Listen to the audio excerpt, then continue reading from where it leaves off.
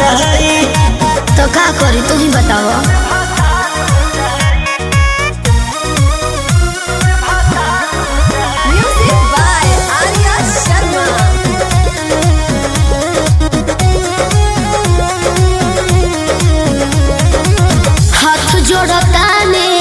बतलो न माने नया साल करी हो ना फीका हो जाई हसाई सभे जन जाए इना हवे प्यार के तरीका हो इहे मतलब भूल ना हम उठल डोली धरावा देव।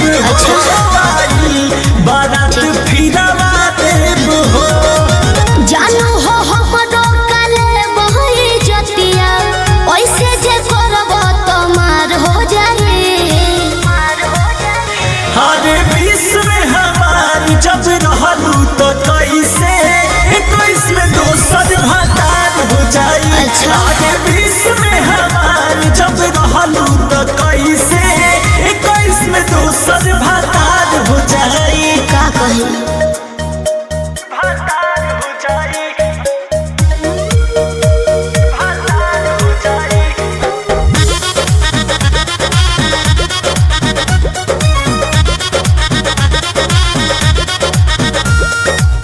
पापा जी या भैया भहिले कसैया केहू नहीं मनल से कहानवा हो बड़ी हट कैनी मम्मी के बतैनी तोहरे से करे के बियाहवा हो केहू नहीं के मानल। जब साथे न हमारा तू रहबू दिया कैसे मनी है पीली हुइया।